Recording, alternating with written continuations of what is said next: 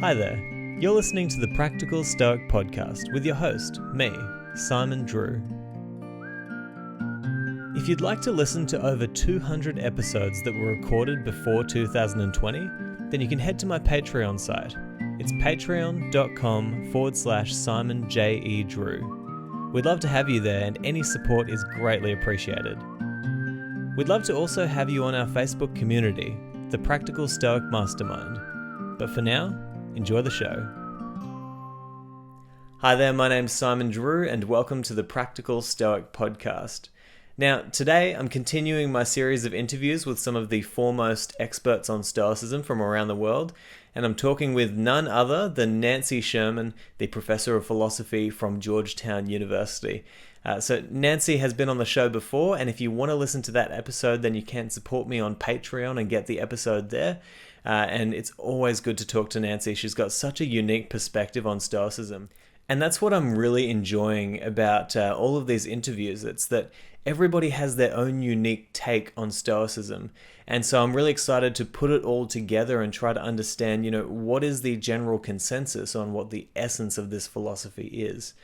But for now, I'm really excited to show you this interview because it was really productive. We discussed a lot of things, including mostly talking about the Stoic approach to emotions, and also a lot about Seneca and how Seneca's life was really relatable to kind of what we face today, and how we can really get a lot of really great understanding around the essence of Stoicism from the writings that we have from Seneca. And so I want to tell you a little bit about Nancy because she's got quite the resume. And so I'm going to look over here and make sure I get everything right here. But Nancy Sherman, she is a New York Times notable author. Now, she is the author of the following books, many of which you've probably heard of, including Afterwar, Healing the Moral Wounds of Our Soldiers, The Untold War, Inside the Hearts, Minds, and Souls of Our Soldiers, which was a New York Times editor's pick, Stoic Warriors, The Ancient Philosophy Behind the Military Mind, Making a Necessity of Virtue, Aristotle and Kant on Virtue, The Fabric of Character, Aristotle's Theory of Virtue, and she's also the editor of Critical Essays on the Classics, Aristotle's Ethics.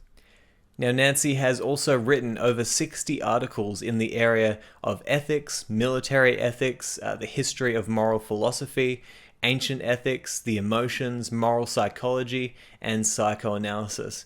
And she's delivered over 60 named or keynote lectures and plenary addresses, both in her hometown of DC and abroad. So that's everything you need to know for now about Nancy Sherman, and I think we can all agree that we've got quite the expert on the show, and honestly, it was just such a great conversation. It's just one of those conversations you look back and you think, wow, I'm so glad that I was able to have that conversation and get that kind of information out of Nancy, because it's going to be very valuable for all of us and help us to understand Stoicism on a bit of a deeper level.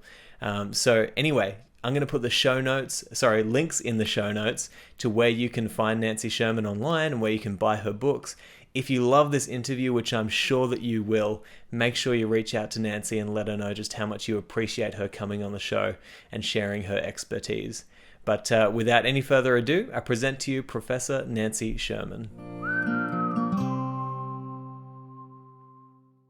All right, Nancy, it is so good to have you back on the podcast and to have a conversation with you. Now you're in DC, right?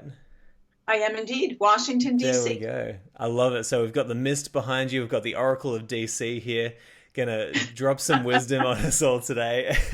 And I'm so excited to talk with you. And I want to start, because I've already given everybody an intro to you at the start of this podcast, but I want to start with your new book that you have, or that you're working on at the moment. Obviously, we'd love to know when it's going to be coming out, but it's going to be called The Stoic Way. So tell us, why are you writing a book purely about Stoicism, or another one, because I know you have another book purely about Stoicism, and about how it's influenced, obviously, the military. But why are you writing another one? Why are you so interested in this philosophy, and what do you think you're going to bring to the philosophy?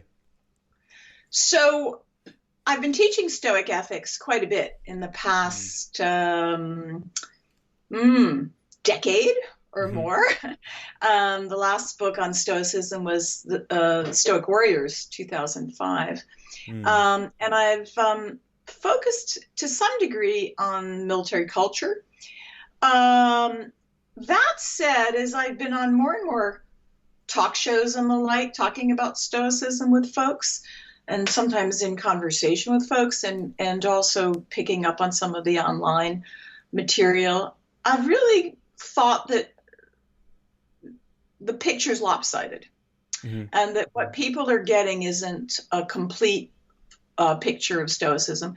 In part, I'm a philosopher of ancient philosophy, so Mm-hmm. I come to it as someone pretty steeped in this, and someone who's spent a lot of her time working on Aristotle's ethics.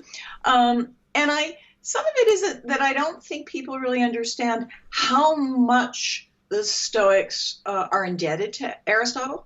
Some of it is a reversal, or a rejection of his view that happiness is fragile and that it depends on external goods and our investment in them. But they never give up on the sociality of life, on the social connectedness of life. That's part of their cosmopolitanism. That's part of the idea that we are all in a fellowship together of commonality, and they got to believe that in part because they've got a Roman Empire they're dealing with, and so there's a big spread out there of connecting people from this border to that border and well beyond. So they've got to be able to think about that, but they have to put it in its place, that it can't fully disrupt tranquility insofar as the loss of an attachment or the development of an attachment that's not fully reciprocated or the like. So I really wanted to get at the more nuanced view of Stoicism that isn't grit at all costs, that isn't self-ruggedness at all cost, that isn't military macho or suck it up. I've lived in that culture, taught in that culture. At all costs. That's not Stoicism. They really believe that we are naturally attracted to a lot of conventional goods that we can't quite give up. We just have to shift what our attitude is toward them so that we're more cushioned if we don't get them or we lose them.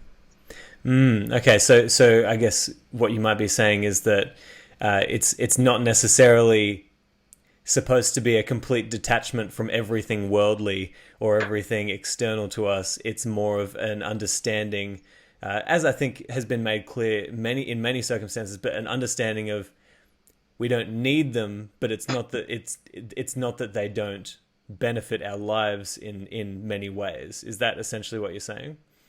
Well, I think we do need them in some ways. It would be hard, as Seneca tells us, to imagine a life without friends. He spends the latter part of his life writing letters to a friend, Lucilius. He rethinks notions of fame or gloria by thinking, it really matters how I'm remembered, and maybe you too. He writes plays, really, really powerful plays. It may not express his philosophy, but sometimes they're foils to it, and sort of, one is about Hercules and the guy with enormous strength, slays dragons and monsters, but he's a action guy and totally consumed by action.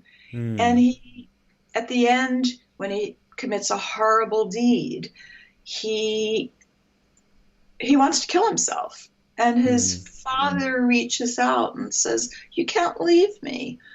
And his best friend reaches out and says, I'll find shelter for you. He doesn't himself know how to give himself mercy. Essentially, he's killed his children. He doesn't know how to give himself any mercy at all, but his friends do. Seneca's telling us something, that we can learn from the compassion of friends, that we can find self-empathy. This is very important for my work with service members who often find themselves in the middle of killing that they can't quite justify, or collateral incidents that are fully permissible, legally permissible, and probably morally permissible by the laws of war, but still feels horrible and seems to go against their own views of what's good. So being able to find the resources that friends offer in a notion of resilience and a notion of grit that has social undercurrents, I think is very healthy, and we need to be able to think about that a little bit more. Yeah. And I would agree with you. I think Seneca probably, similar to Marcus Aurelius as well, they both sort of had this view that there was a very, very important aspect to friendship and connection, and even, I mean, look at Marcus Aurelius. His first writings in his meditations were him talking about all of the beautiful people in his life who had added to his character, the things that he'd learnt from them, and essentially sharing that this is something that we need. We need to take the best parts of the people who are in our lives, and I mean, even that argument alone would sort of make the idea that we don't need friends, but it's good to have them void, right? Because it's like, well, you do need friends, you do need people in your life surrounding you who have qualities that you don't, because by surrounding yourself with people who have qualities that you don't, you inevitably pick up those qualities and become better if you look for those ways that you can improve, right?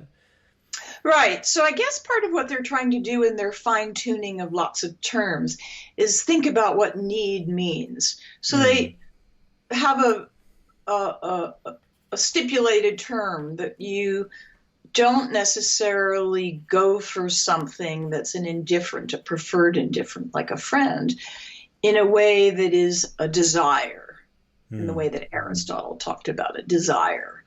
You have this other thing that is part of your going toward and avoiding things, and that is this selection. And it's you approach the impulses in a way that allows you to select without sticky attachment or a sticky acquisitiveness.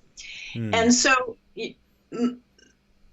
and to lose without, or to be threatened with loss without fearful avoidance, sort of anxious aversion.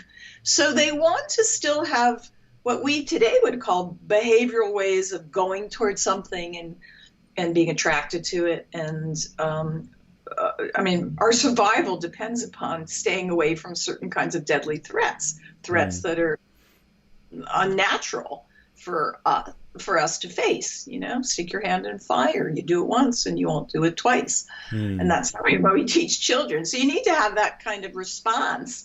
And you might just say, oh, it's automatic, or in some cases they're behavioral responses. So, but we need to train a behavior, they say, that isn't saturated with acquisitiveness and saturated with the dread of loss. And so that's how I would put it. It's not that they're telling us to give up that stuff. It's better to have health than not have health. It's better to have friends than not have friends. You just have to have them in a way in which you're prepared for possible loss. And that's what the training is about. Yeah. So that's how I see it. It's to help you get rid of some of the debilitating aspects of attachment and loss that we suffer, and that creates enormous amount of anxiety and stress in our lives. Yeah, I love this. I think you're really touching on something that does bring a lot of people confusion when they read from the Stoics, because there is a lot of detachment there. And I don't know how this episode will come out in the sequence of episodes, but I was just interviewing Massimo Pigliucci then, and he'll be the first episode when I release it soon. But basically, we talked about the history of Stoicism and how there is a history in Stoicism of constantly improving upon the philosophy and taking the best ideas from other philosophies and bringing it in, and essentially trying to make sure that we're always moving things forward based on our understanding of humanity and science and psychology and everything. And that's what I love about this conversation that we're having now, is you're literally trying to do that. You're trying to take a look and say, here's the best of Stoicism, and here's what's a little bit confusing, right, for people.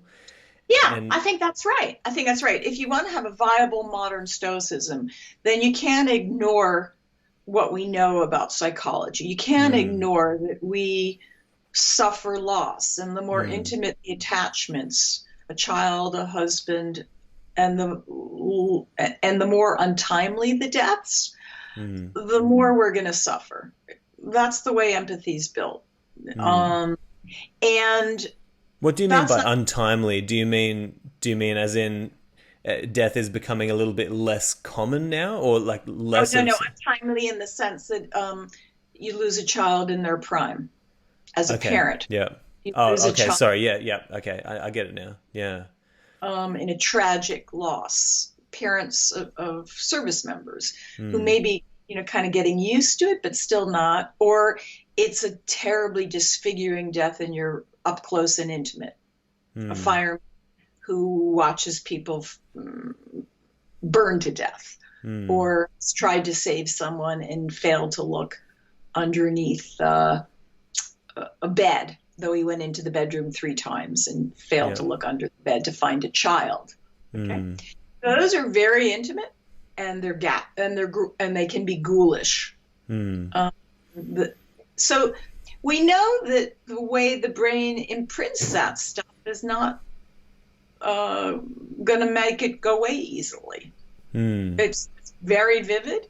It's probably very visually imprinted, and it may be in a part of the brain that stores differently than in the discursive, pre-rehearsal, tell yourself that this happens to other mortals way that the Stoics teach. So we want to be able to update that a little bit, and the Stoics were themselves updating it. Seneca has consolations to Marcia, who loses family members. We're not quite sure who, but probably a child. And he says you should grieve for a while. As in many traditions, a certain amount of grieving and distress makes sense. So he's not getting rid of that.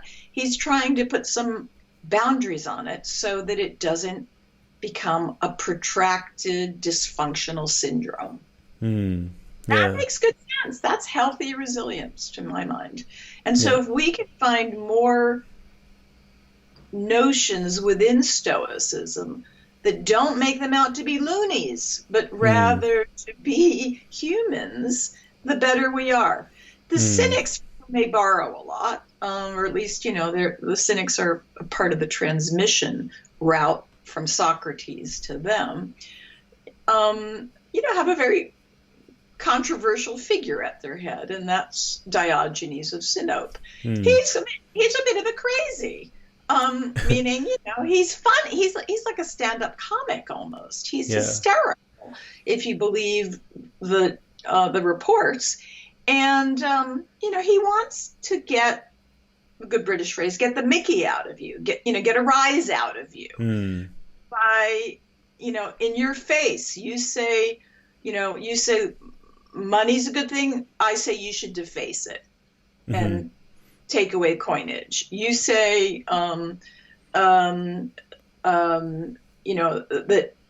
you're looking for he's a slave at some point, sold as a slave. You're looking for a master. I say buy a master, meaning I'm a master of myself. He inverts a lot of meanings in order to turn things upside down a bit, and very influenced by Socrates, who had who preached a simple life and could withstand all sorts of hardship and cold and lack of sleep. So they do a lot of that, especially Epictetus, a lot of hyperbole about the endurance and strength of human beings to withstand all sorts of deprivations.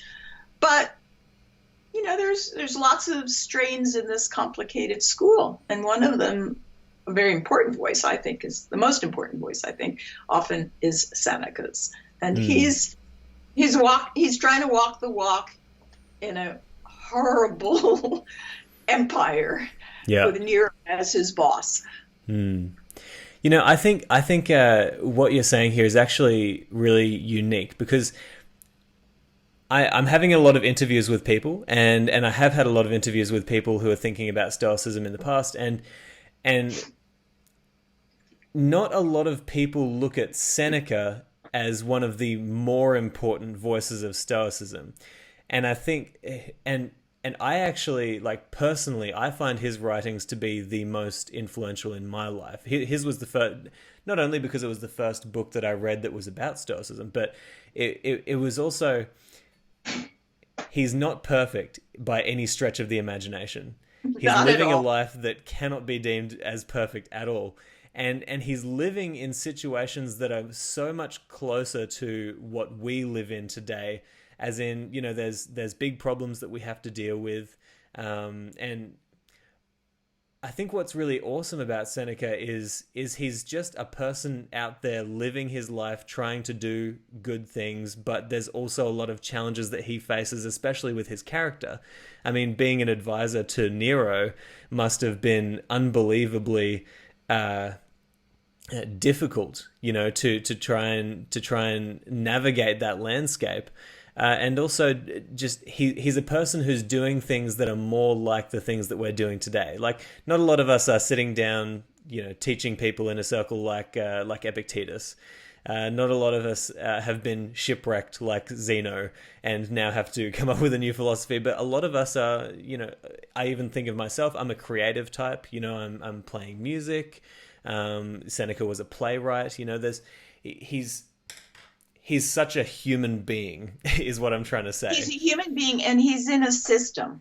Yeah, He's that's subject it. to systemic constraints. And Mm, I think part of the attraction of Stoicism, as in at Silicon Valley, and people with a lot of power mm, and large egos and a fair bit of talent, but also material aspirations, is that they're trying to wean themselves a bit from it. yeah, They know that it can contaminate, yeah, um, but they're still attracted to it. I mean, this is mm, also the military world. They, want to live a simple life, and they do often out there in the field, but they sure want a lot of medals on their breastplate. mm, And, and they can count the stripes, and they know what they have to do to advance in a very, very conventional way. And yet they're very attracted to Stoicism because it tries to wean them from some of the mm, attachment to acquisitiveness or to power or to glory or to fame. And so that's part of it. Seneca is complicated. He's sort of a moral progressor, a doctor of the soul. He's the doctor, but then the patient. mm, But he knows why he was called back from Corsica by Nero's wife, and that was to teach Nero, and he doesn't want to lose his day job. And he mm, also likes wealth. There's no yeah, doubt about it. yeah, He's got a lot of banquets, so some claim he's just a blatant hypocrite. mm, I think he's fascinating mm, because he is, as you say, in the real world and in the world of power. He's a power mm. broker. And But he's because he's trying in that real to world, you might actually say that he can teach us more about uh, what Stoicism's power really is, as opposed to some of the other philosophers. He can teach us how to see Stoicism in the real world, right? Yes, that's right. He's definitely engaged in politics and Mm, sometimes in cover-ups, yeah. including, why was Britannicus killed? His stepbrother. Hmm. Also Nero's mother. He Mm, on Mercy may have come out just after Nero's killing of Nero's mother. mm, So he's an apologist. mm, He's But he was brought on board by the mother because he was the best writer in town, and she knew her son, if he was going to be an emperor, needed a good speechwriter. So it's very dirty. It's definitely dirty politics in many ways, but it's real stuff where there is conflict, and he's struggling as a moral progressor. The other thing I think is that, draws me to Stoicism in my particular view, and I think it's really important, is there's a big I'd say sort of almost exploitation at the moment of Greco-Roman Stoicism as a very hyper-masculinist creed. Marcus Aurelius on a horse. You see this many times over. And the idea of tough it out, we can do it on our own, whether or not what Ralph Waldo Emerson was influenced by the Stoics or not, but that idea of sort of self-reliance and self-sufficiency. But the Stoics, they weren't so clear if self-sufficiency is as Socratic or, as pure as we sometimes make it out to be. And secondly, hypermasculinist views are filled with hatred and anger, and that's not what the Stoics recommend. They're not, they're trying to let go of the defensiveness that comes with outright aggression and outright hostility, and that is often part of a creed that comes with that. So I'm going to be quite clear.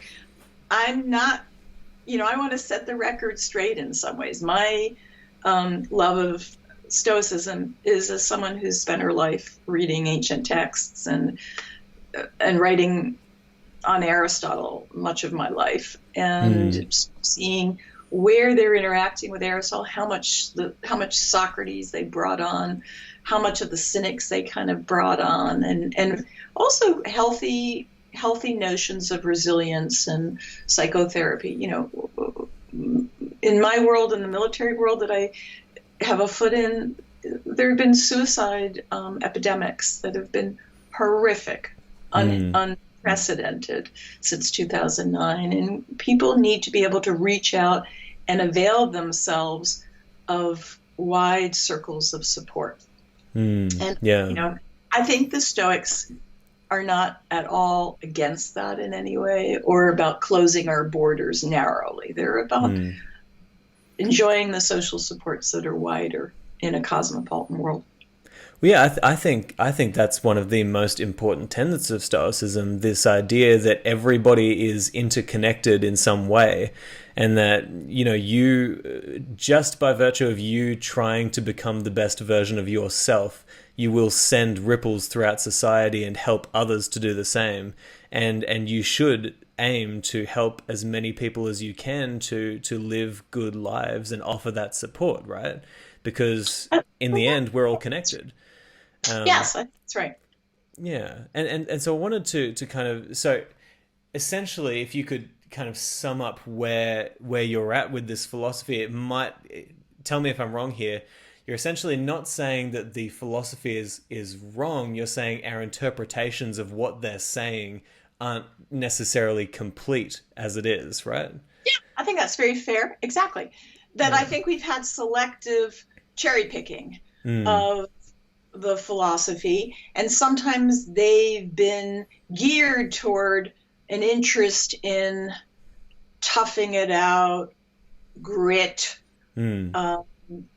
rugged self-reliance. And we've failed to see that the connective tissue that's part of our resilience is part of the Stoic story.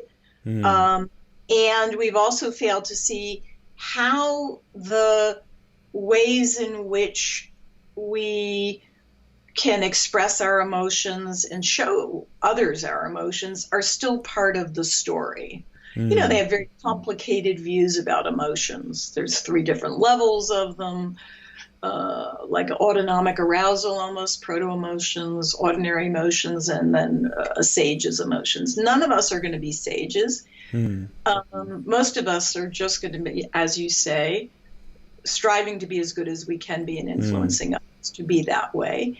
And so that involves a lot of vulnerability. Hmm. The vulnerability is going to be feeling ashamed that you did something wrong. That's a big part of Cicero's beef against. Did Cleanthes really get it that, there was a guy named Alcibiades and he cried a lot when he wasn't as good as Socrates? Did they forget about the tears of Alcibiades? And so coming back to think about the subtler contours of Stoicism and how it's very much still a part of the picture, I think is very important. I think this is a really, really important discussion to have, and I think it's only going to allow more people to come into the fold, to get the benefit from what this philosophy is. Now, you mentioned the 3 types of emotions. I'd really love it if we could kind of go through those and if you could kind of explain what they are and what they mean for us in our lives. Sure. So the Stoics are take a page from Aristotle. They take a page from Aristotle in thinking that at the center of an emotion is a belief or a cognition or a thought. And that thought, they say, and this is pretty radical, you assent to in a voluntary way. Most of us really don't think that in a full-throated way, but they, especially Seneca, as he lays it out in On Anger, really have a kind of full-throated view of how much in control you are of your emotions. So you say yes to an impression or no to impression. Yes, that I've been dissed, or no, I wasn't psychologically damaged by you. And then you also say yes to how you should react. I'm going to take revenge. I'm going to write a nasty opinion letter to the newspaper about how scandalous or libelous you've been to me. I'm going to gossip behind your back about you, okay, or spread rumors about you. And those are kind of ordinary emotions. A lot of us operate that way, know. And then of those, there are specifically 4 kinds. Reactions to what I was giving you is sort of reactions to bads that are out there in the world. Reactions, so that's sort of the anger kind of thing, or it could also be fear or threat, fear to threats. Reactions to things that are attractive out there in the world, goods in the world, so some forms of pleasure. There, specifically with regard to the future, is fear of an impending bad. That's fear of a threat, and with regard to the future, a desire, very future-oriented desire to get some good future. So there's sort of goods and bads in the present or past and future, and it makes for 4 different major genus, you might say, of emotions. Before you have any of these ordinary emotions, most of us have autonomic arousals. You hear, I see a whole audience crying, or I see my daughter crying, and I might start tearing up. Just sort of comes without any warning. I'm in a shipwreck, and famous case, Alice Gellius reports, shipwreck, and even the sage's face goes green. He gets scared. You just are assaulted by an impression of an impending danger or an impending bad out in the world, or it could be a good as well. You have some silly laughter at a sexist joke, but it all comes out, and you didn't assent to it, and it's just there. Those are called propathei, or proto-emotions, early onsets emotions, first feelings. It's exactly what's happening right now, because I'm noticing that as you're smiling and laughing, I'm slowly, my mouth starts to smile, and it just happens, Contagion, right? That's it. So the contagion ones. So those, we're told, you you could exercise a little more control on them sometimes. Don't nip them in the bud, and make sure they're ones you want to assent to or withhold assent. So we have two classes. First, emotions, and they're very much like low road emotions, is a neurophysiologist, neuropsychologist, neurobiologist told us. Joe Ledoux, he talked about low road emotions. They don't quite get to the top of your brain. They're somehow in the they're part of your sympathetic and parasympathetic system. And that's very prescient for them even to think about that stuff. Then you get ordinary emotions that you're assenting to, and you're assenting to the reaction behaviors as well. And at the core of all these are impressions. You're being hit by an impression, and you're reacting to an impression. So there's a cognition, a thought thing going on.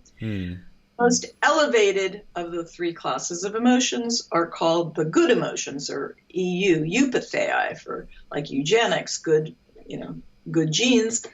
And they are ones in which you've really cultivated what you're viewing as the goods out there. They're not going to be, it's not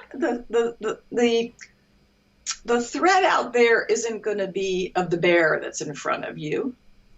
Maybe you'll have a little proto threat of that. But the threat out there is that you're going to do something bad, vicious, morally bad. Okay, so that's called wariness, or good wariness, good caution about slipping into evil. So is that kind of what people would call like your conscience? That could be, but this is only at the elevated stages of being a sage. Yeah, very stable. They never get the judgment wrong. Full consistency in their knowledge base. And then there's also joy in being virtuous. Really being virtuous. So we're talking about almost divine-like emotions. They're the epitome of what you might strive toward. And so we've got we've got good kind of caution, we've got good kind of joy, and we also have good kind of desire. It's called good wish or deliberative desire, rational desire. You are going for virtuous deeds.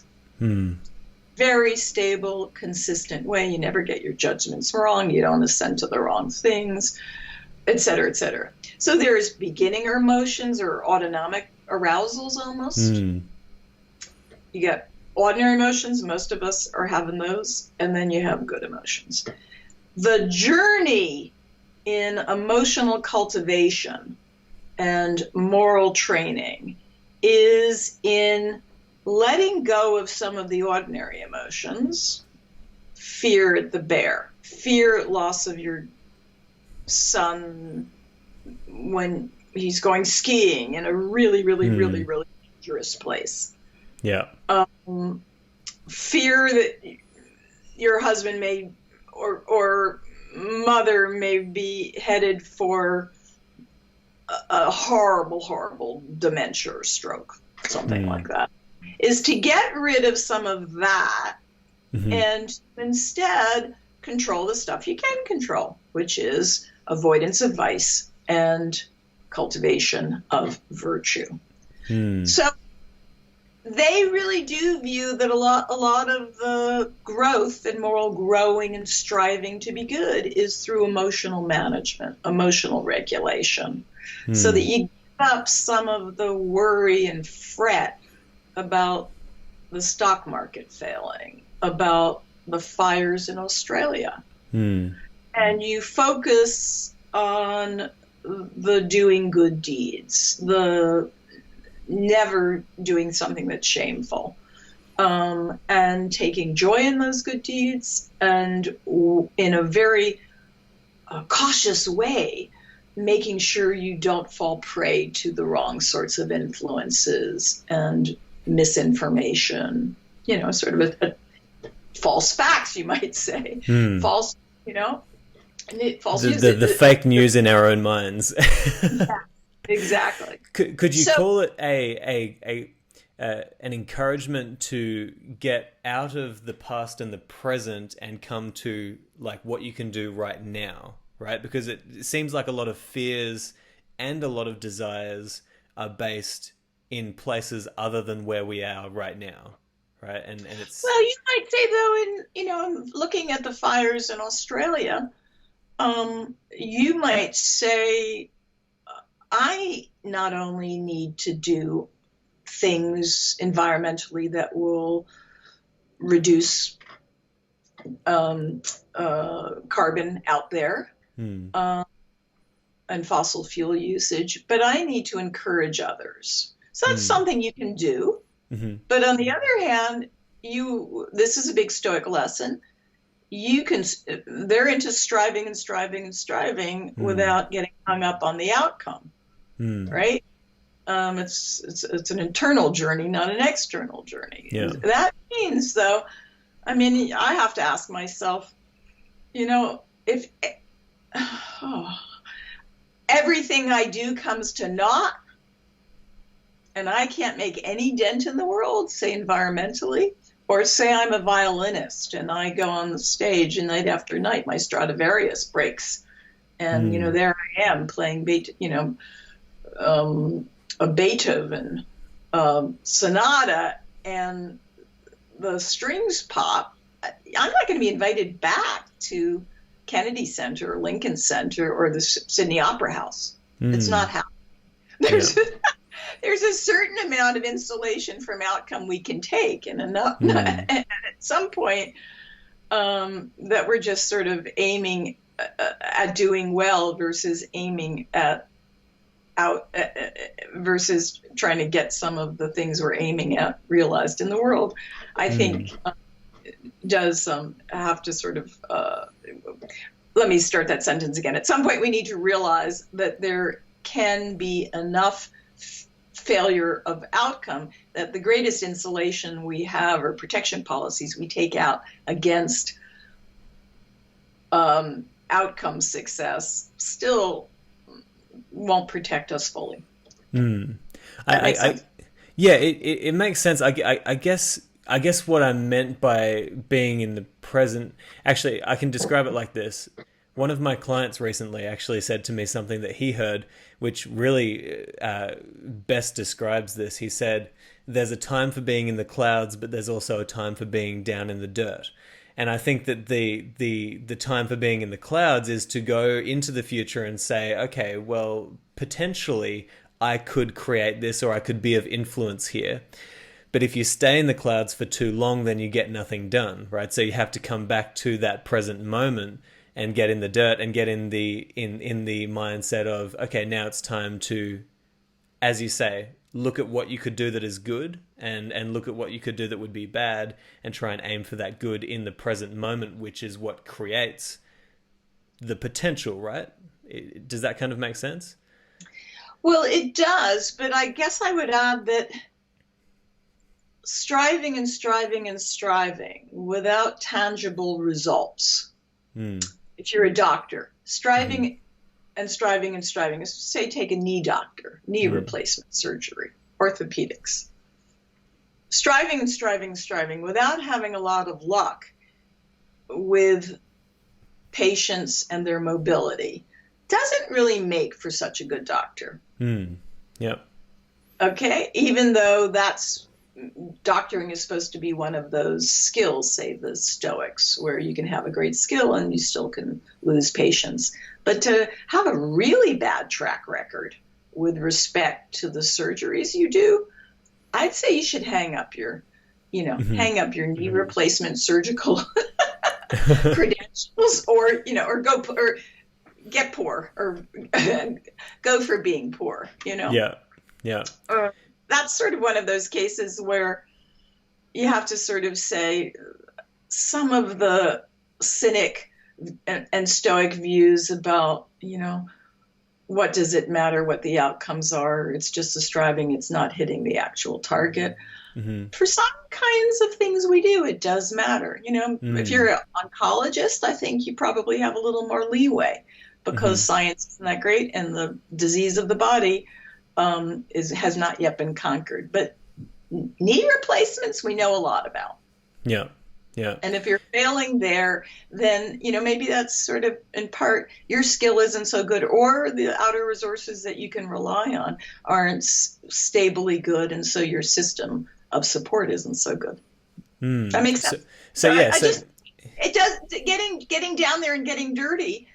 I mean, whether you're in the clouds or you're in the dirt, sometimes we do need to have results, and it's not just, well, I tried to do it. Okay.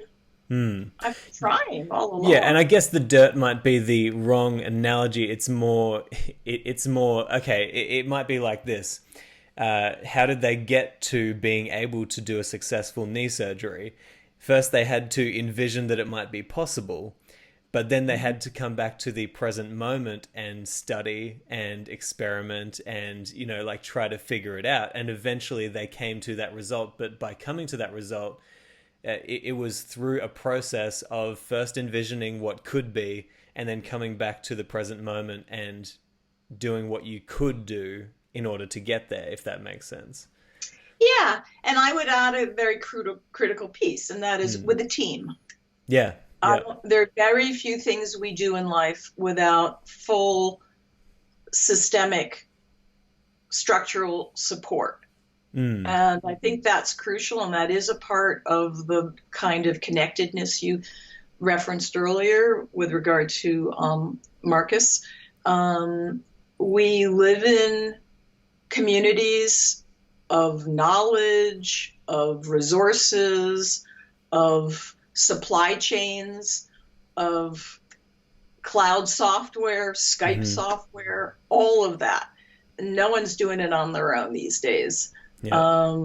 And we are really interconnected in this global world that we live in. And so I may have an idea, but unless I have a team of software engineers, if I'm a digital programmer, I work for LinkedIn or Skype or Dropbox or Stoicism Online, I gotta have the support system that's going to get it out there. And I think we need to think Stoicism that way. It's not a modern philosophy. If I'm going to go to some island on my own and Ignatius style meditate for a while. Yeah, clear your head a lot. But if you're going to do things in the world, you're going to have there's going to be some support. You're got to have skin in the social capital game. Yeah, no, I think this is so important. And if you look at what they said about, say, a sage doesn't necessarily need people, but he wants people, or she wants people, or friends. Let's say that the sage was just alone on this planet. There were no more people. Is that really what a human does? Because they spoke about, being in alignment with nature or doing what a human does. Is a human meant to just be alone on this planet without anybody else, self-sufficient, doing what? It seems like we are very much meant to be interconnected and to be, it seems like even just biologically, we tend towards, not wanting to be extinct. So we want to help each other, and we want to make sure that the society and that humanity progresses and grows and gets bigger and bigger. Like, what does a human do? They don't want to be alone. They don't want to be alone, and actually it's a part of our nature that we are social creatures. That's Aristotle for sure. We are by nature social, but the Stoics deeply held that view as well. They actually went for nature in part because convention, they learned from the Cynics, was put you into the lap of luxury, put you into material acquisitiveness that you couldn't handle. So they backed off of this classic dichotomy in the ancient world. Is it by nature or is it by convention? And they backed off of by convention through the Stoic lead a little bit.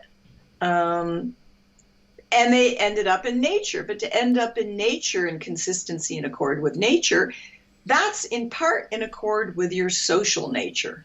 And they have to be able to wrestle with that idea in accord with your social nature, and choosing as amongst the preferred indifference, your having friendships and the like. They have to have that kind of cohere with being somewhat more self-sufficient than, say, Aristotle had us be in his conception of happiness. It's not clear they always come off in the right way, but some of the more hyperbolic claims have to do with kiss your child goodbye in the morning as if because you may never see her again, and keep practicing that and get used to being without people. Well, that's a kind of training to diminish the fact a little bit that conventionally, by nature, we're really attracted to living in groups, and we need other groups, but we get hurt by it. We're vulnerable as a result, but they're not giving up on our sociality. And this idea of they have a phrase called oikeiosis, or being at home in the world, or being oriented toward the world, sort of may start off with self-preservation, but very soon it has to do with your social relatedness to others. And I love that. Oikeiosis? Yes. And it comes from a Greek word oikeia, which means household, a house. And so it's sort of being at home in the world. That's beautiful. I love that. And I was just thinking, as you're saying there, I really do love how it can be interpreted in so many different ways, that idea that you should kiss your child and say, you might not be alive in the morning, right? Because there is that side of the Stoic interpretation that says we need to not be connected to humans in such a heavy degree, right? But the act of kissing your child on the head and saying you might not be here in the morning, it's almost a deeper connection to humanity, because it says that while you're here, I need to appreciate you, right? Like, while you're here, I need to make the most of this, our ability to connect with each other and be with each other, almost. You see, I think that kind of modern gloss on presentness, I'm not sure that's in the Stoics. That's a kind of a Buddhist thing, or an Eastern thing, but I don't think that's actually in the Stoics as much as the present moment kind of thing. I think they're really trying to figure out how to mitigate the vulnerability of life, how to mitigate or cushion us against tragedy. They grew up in a world knowing Greek tragedy and all the crap that can happen in. You can eat your children by mistake. You can. Priam lost 13 sons in the Trojan War. That's a lot of loss, even though the Trojan War lasted a long time. So I think they're really trying to tell you with Socrates, if virtue's sufficient for good living, then some of these other things have a different value than say Aristotle said they did. They're not co-equals. They're just not of the same status. They're of a different status. It's better to have them than not, but they're not going to totally make or break they shouldn't totally make or break your happiness. That said, as I said before, the more you build up tragedy in a life, and the more there was tragedy before, and the more exposed someone was to harsh conditions of deprivation.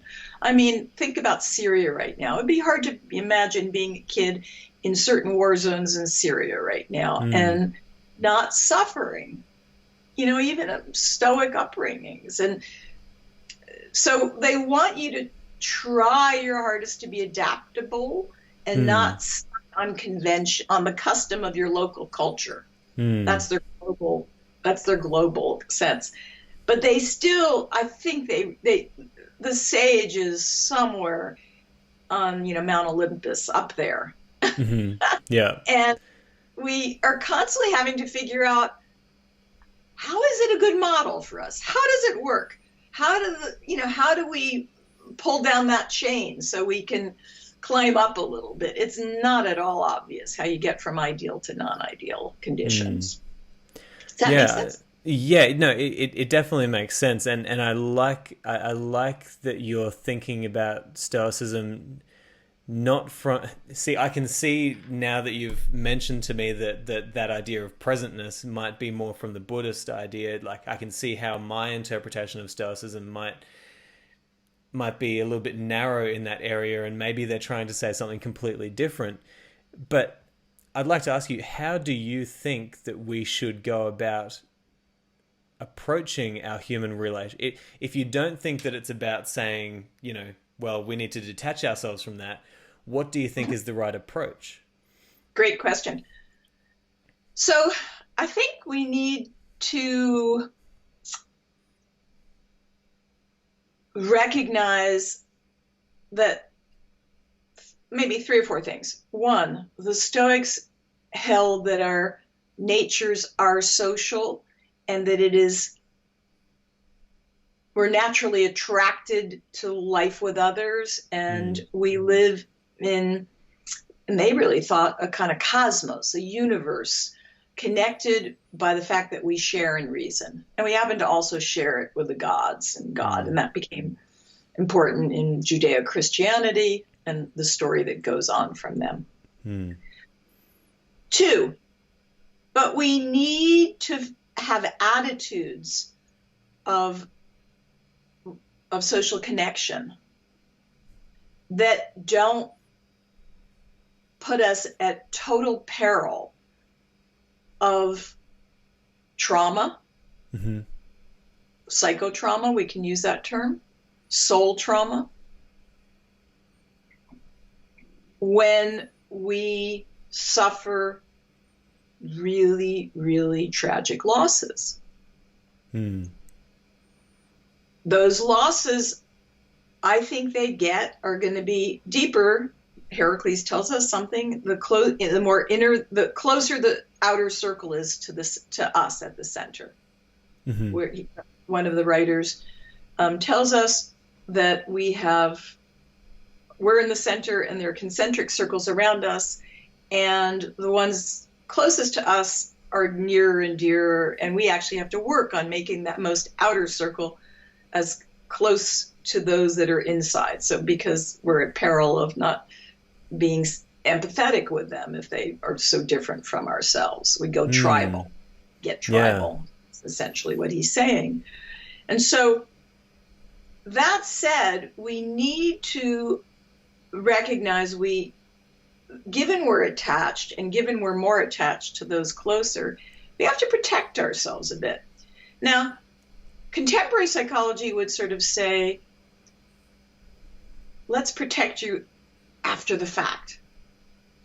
You have all these losses, you feel guilty for the loss or shame for the loss. I could have done more to get medical help for my child. Why wasn't I listening?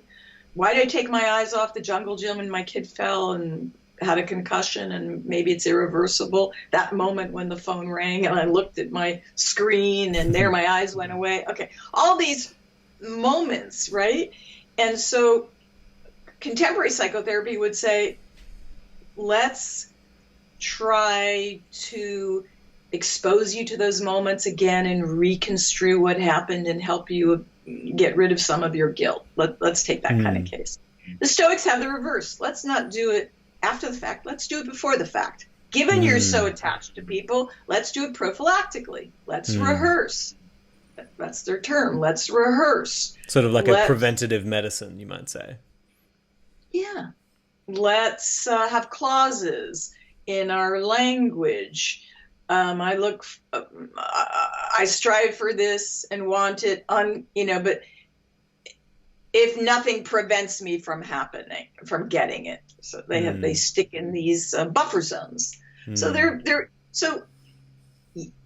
we are attached in the biggest global ways, and more attached the closer in.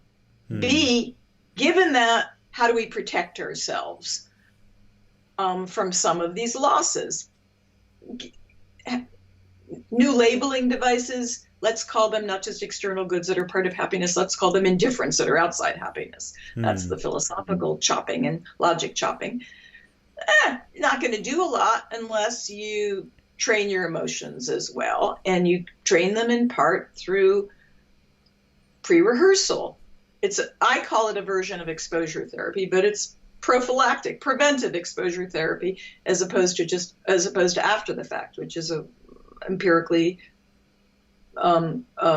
based method for treating trauma these days. And then third, again, back to your question, which you led with, how do we reckon with the fact that we're social creatures and subject to loss? I do think they want us to recognize certain healthy limits, for example, on distress, that where we have some volitional control. Going to the mausoleum, which was an example that Cicero gives us in Tusculan Disputations, every single day to mourn your husband, the king, Mausolus, is going to protract your grief endlessly. Yeah. And so change your behavior. And so in Judaism, there's a period of grieving, and there's a period for the open wake in some religions. There are thought to be not only time heals, but ways in which rituals can kind of change and shift in order that the memory and not just the horrible pang of loss abates. You hold the memory without the horrible pang of loss. So it's a long-winded way of answering your question, but we are connected in very, very big ways, but closer to those that are more intimate to us. We feel the loss better. B, we've got to be able to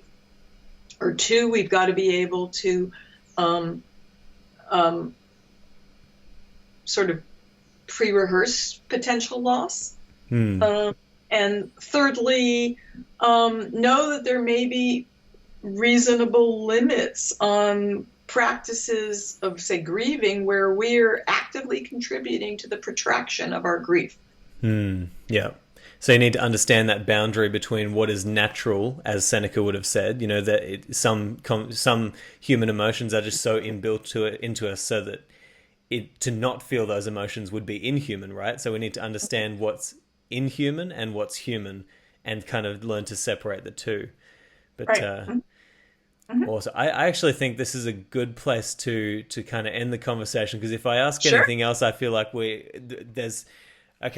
thing I want to say is I would love to have you back on the show just to discuss the influence that Aristotle had on the Stoics.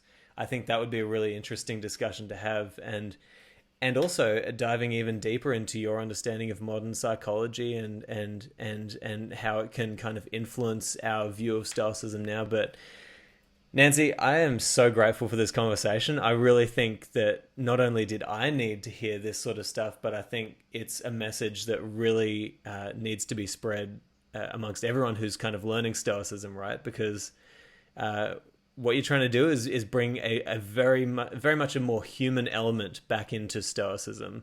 And I'm grateful for you, and I appreciate you. So thank you so much. Well, thank you. Thank you so much, Simon. All right, so there you have it, my interview with Professor Nancy Sherman. Now, again, I've got all of the links in the show notes to where you can get her books and find her website and everywhere that she is online. And make sure you reach out to her and let her know just how much you appreciated her coming on the show and sharing her expertise.